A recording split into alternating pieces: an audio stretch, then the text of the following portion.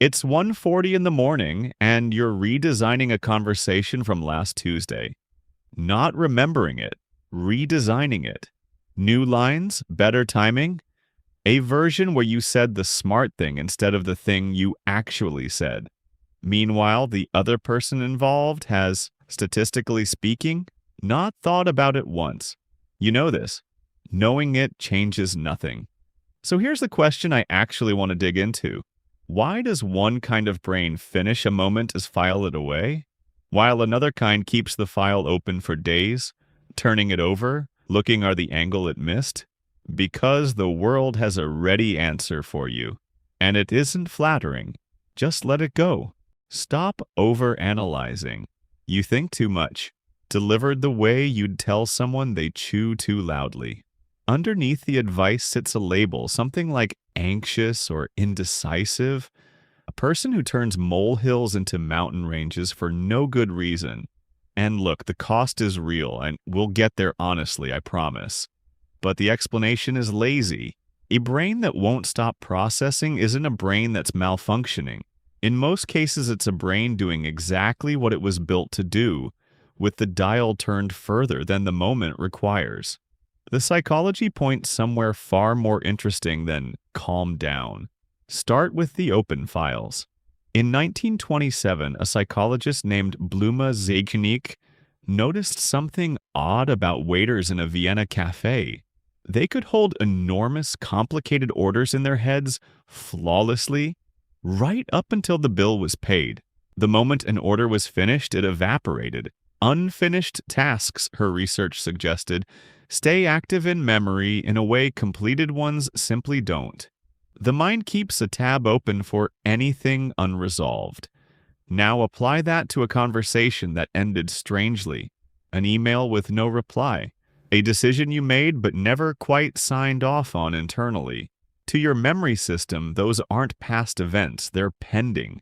And a mind that registers more things as unresolved, every ambiguous pause, every fine that might not have been fine, is a mind running dozens of open tabs that other people closed without ever noticing they existed.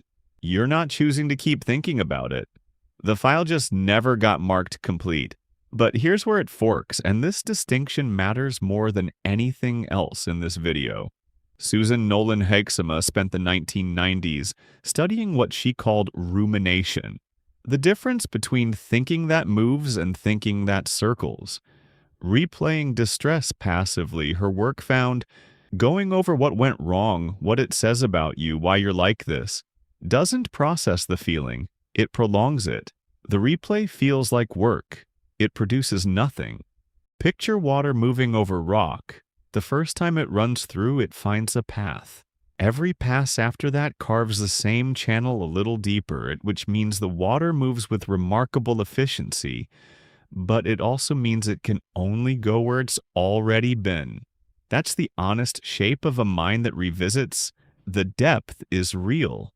So is the groove. A thought that has traveled the same channel 400 times isn't analysis anymore.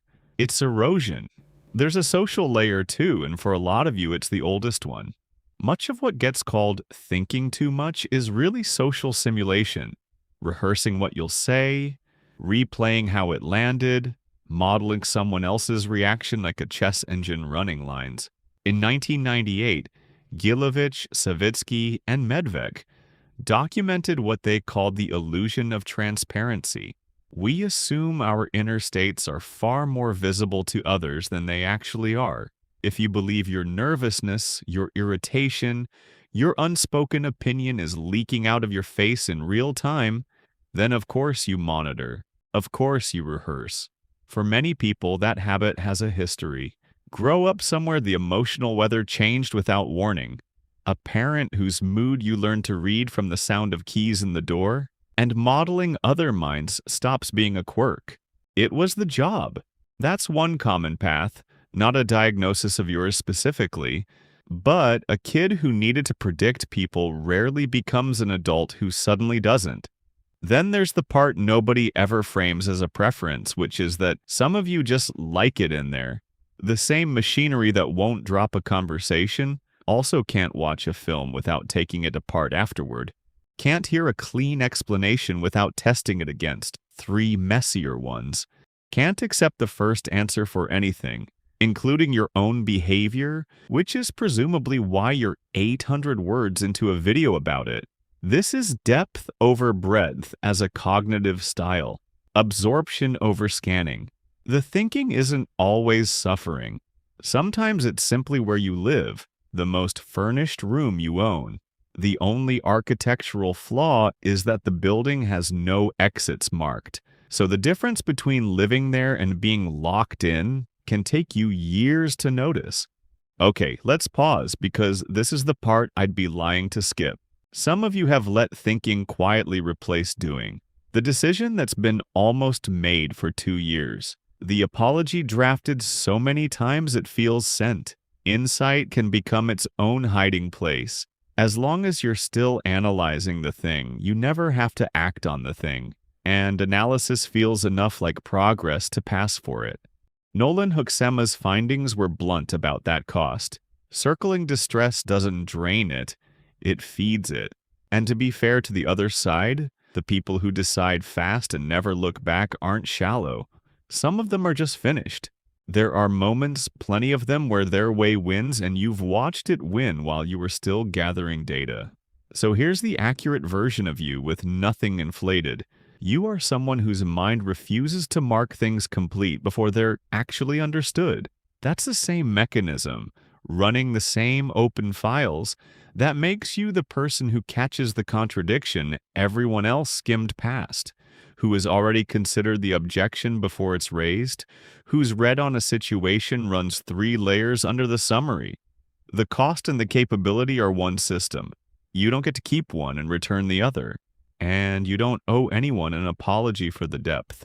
What you owe yourself is a working distinction between thoughts that are moving somewhere and thoughts that are just wearing the channel deeper. One of those is the best thing about you. The other is just water. Before you go, try one thing. Once, tonight, as an experiment. Take a piece of actual paper, not your notes app, and write down the single oldest open file your brain has been running.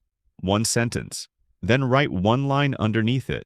Either the next physical step, send the text, make the call, book the thing, or the word closed. If there's genuinely nothing left to do, then fold the paper in half and put it somewhere out of sight. That fold matters. Your memory system keeps tabs open because nothing ever tells it the order's been paid. This is you paying it. See what your brain does with the silence.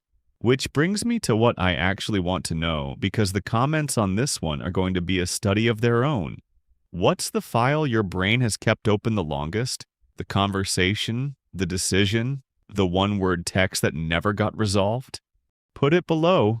Say it somewhere other people can see it, because half the relief with this topic is discovering how crowded the room actually is. And if you want more videos that take the thing you've been quietly judged for and show you what's actually running underneath it, subscribe. That's the whole project of this channel. There's a lot left to open up.